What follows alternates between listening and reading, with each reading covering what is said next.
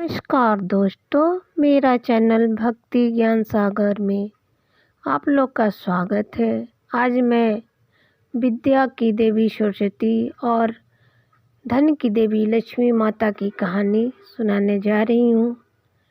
एक बार माता लक्ष्मी और सरस्वती माता में बहस हो गया।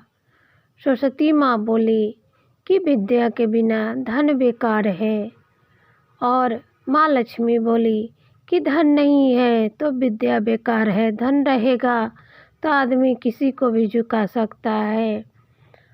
और विद्या माँ बोली कि नहीं, विद्या बड़ा है, और लक्ष्मी माँ बोली कि नहीं, धन बड़ा है। दोनों में बहस हो गया। फिर बोले चलो इसका परीक्षा लेते हैं, धरती लोक पे चलते हैं। तो विद्या माँ जो थी, सरस्वती माँ, वो एक साध्वी का रूप धर के और साध्वी औरत का रूप धर के जाके मंदिर में बैठ गई। और जो लक्ष्मी माँ थी, एकदम सेठानी का रूप धर के खूब धन सोना गहना पहन के अपना गांव में चल दी। एक दरवाजे पर जाके दरवाज़ा खटखटाई तो वहाँ से एक औरत आई। तो माता ने कहा कि मेरे पति व्यापार के लिए बाहर गए हैं, मैं 3 दिन तुम्हारे घर में रहना चाहती हूँ। तब वो जो औरत थी, उसका नाम सीता था, सीता बोली कि मैं अपनी जेठानी और सास को बुला के लाती हूँ, वही बताएंगी कि आप मेरे घर रहिएगा कि नहीं। सीता की जो सास थी वो भी सीधा सरल थी।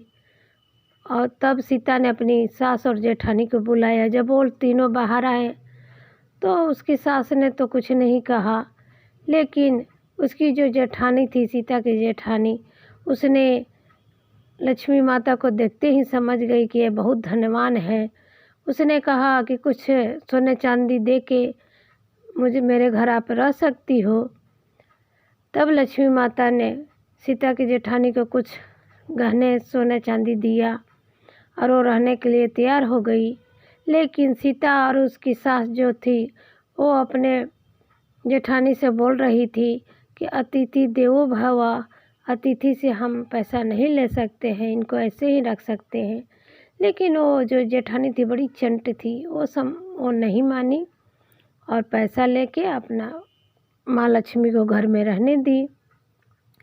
3 दिन कुछ न कुछ माँ लक्ष्मी सोने का कभी सिक्का कभी गहना उसके सीता की जेठानी को देते रही।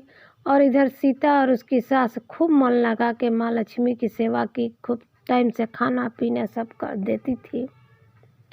3 दिन के बाद जब माता जाने लगी, लक्ष्मी माँ जाने लगी, तो उन्होंने उसकी जेठानी, सीता की जेठानी को फिर से सोने का सिक्का दिया। और सीता ने पूछा कि तुम क्यों नहीं लेती हो जब भी मैं तुम्हें गहना या सोना कुछ भी देती हूँ। तब सीता ने कहा कि मेरी माँ ने यही सिखाया है बचपन से कि अतिथि देवो भव, धन से बढ़कर, मतलब कि विद्या से बढ़कर, सत्कार से बढ़कर धन नहीं है। ऐसे ही उसने कह दिया। उसके बाद उन्होंने उससे सास से भी पूछा, सास ने भी वही जवाब दिया कि अतिथि देवो भव, अतिथि का आदर सत्कार से बढ़कर धन नहीं है। इस तरह से लक्ष्मी माँ उनके घर से विदा होके चली गई। फिर दूसरे दिन साध्वी के रूप में सरस्वती माँ उनके दरवाजे पे आई और दरवाज़ा खटखटाया। तब सीता ने दरवाज़ा खोला तो माँ ने कहा कि मैं तुम्हारे घर 3 दिन रहना चाहती हूँ। तब सीता ने कहा कि मैं अपनी सास और जेठानी को बुला के लाती हूँ। तब सीता ने अपनी सास और जेठानी को बुला कर लाया। तो इस पे जेठानी तैयार नहीं हुई, क्योंकि सीता जो माता थी सरस्वती माँ, वो तो साध्वी के रूप में थी, ब्राह्मणी के रूप में थी। तो उसने कहा ये तो गरीब है, इसको कौन अपने घर में रखेगा। लेकिन सीता और उसकी सास ने उनको भी अपने घर में रख लिया। 3 दिन खूब मन लगा के सेवा किया, सत्कार किया। लेकिन जो सीता की जेठानी थी, वो माँ से मिलने तक नहीं आती, अपने कमरे से ना निकलती, ना इनसे बात करती। ऐसे ही 3 दिन बीत गया।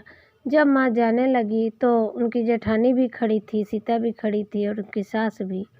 तो सरस्वती माँ ने क्या किया कि सीता के कान में विद्या दी और फिर उसकी सास के कान में विद्या दिया, कुछ कहा। और जैसे ही जेठानी को कहने गई, वो बोली मुझे तो विद्या उद्या से कुछ नहीं लेना देना, मुझे तो धन चाहिए। माँ वैसे मुस्कुराते हुए चली गई घर से। जब वो बाहर गई तो वहाँ पर लक्ष्मी माँ खड़ी थी।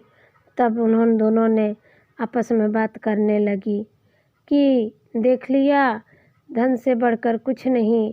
तो माँ ने कहा, सरस्वती माँ ने कहा कि नहीं, विद्या से बढ़कर कुछ नहीं।